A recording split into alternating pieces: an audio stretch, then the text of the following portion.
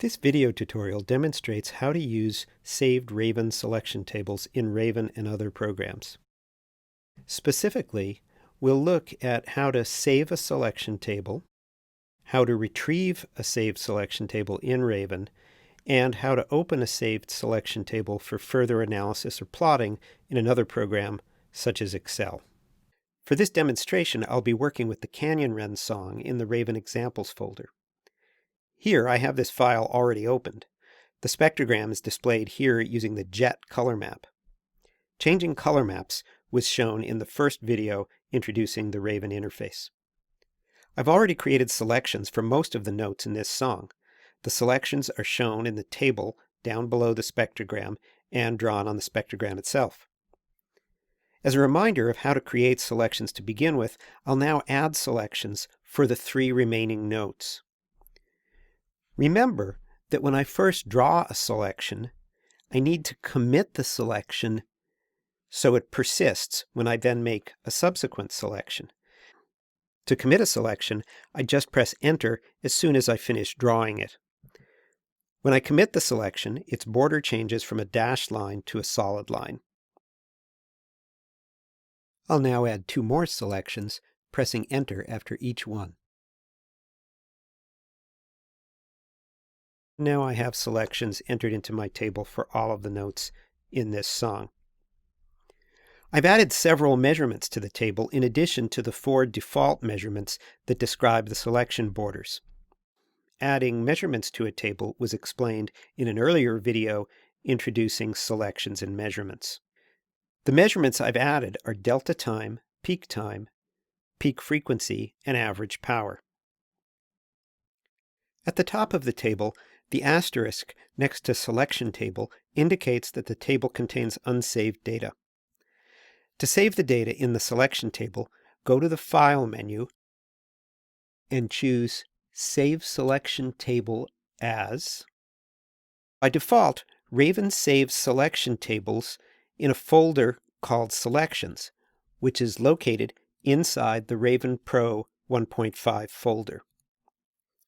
If you want to save your selection table in some other folder on your computer, you can choose where to put it using these 3 buttons and by double-clicking on folders shown in the list in the dialog. Raven will propose a name for the selection table based on the name of the sound file.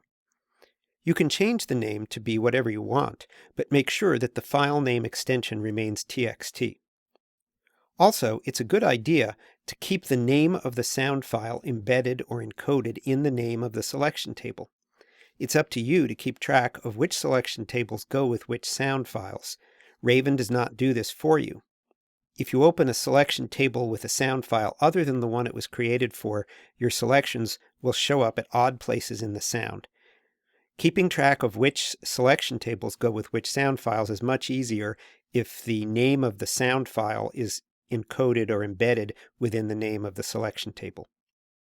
For now, I'm just going to accept Raven's proposed file name and save the file to the default selections folder. Now that I've saved the table, Raven displays the file name that I gave it at the top of the table, and it has removed the asterisk that previously indicated that the table contained unsaved data. Now that the selections have been saved, I can retrieve them in Raven at any time. To illustrate, I'll first close the selection table by going to the File menu and choosing Close Selection Table. When I close a selection table, the selections all disappear. To retrieve the selections, go to the File menu and choose Open Selection Table. By default, the Open Selection Table dialog shows the Selections folder, where I'll choose the table I just saved. I now have all the selections restored. Raven saves selection tables as tab-delimited text files, a common generic file type that can be opened by most spreadsheet and statistics programs. Let's take a look at how we can use Excel to plot some simple measurements stored in a selection table. The details of how to do this will be somewhat different in other spreadsheet or statistics programs, but most such programs should be able to open Raven selection tables easily. To start, I'll launch Excel by clicking its icon on my application dock. I'm using Excel 2016 on a Mac. If you have a different version of Excel, things might look a little different when you first launch it. When Excel first launches, it asks whether I want to create a new file, open a recent file, or open some other file. I'll click Open. The file I want to open is on my Mac, so I click here. Now I have to navigate to the folder where the selection table is saved. Recall that I saved the table in Raven's default location for selection tables, which is a folder called Selections, which is inside the Raven 1.5 folder in my Mac's Applications folder. So I go to the Applications folder, I see Raven Pro 1.5, open that, and inside of that I click on Selections, and here is the selection table that I'm looking for. If you're working on a Windows computer, the Raven 1.5 folder will be located in your Windows User Profile directory. Some versions of Excel by default only show you Excel files with file name extensions of XLS or XLSX in the Open File dialog. If Excel doesn't initially show you the selection table you're looking for in the Open File dialog, look for a drop-down menu somewhere in the dialog to choose what types of files are shown and select All File Types.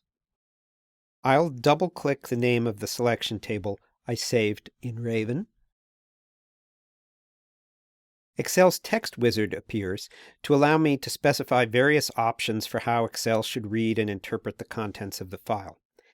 If I just click Next, Next, and Finish, Excel properly opens the selection table. Now that we have all the measurements saved by Raven, we can use Excel to do some simple plotting. For example, let's plot the syllable duration, given here as delta time, versus position in the sequence. To do this, I simply highlight the data in the delta time column, click on the Insert tab, then click on this button and choose Line with Markers. And here's a plot showing that the individual notes or syllables in the Canyon Wren song get progressively longer from the beginning to the end of the song.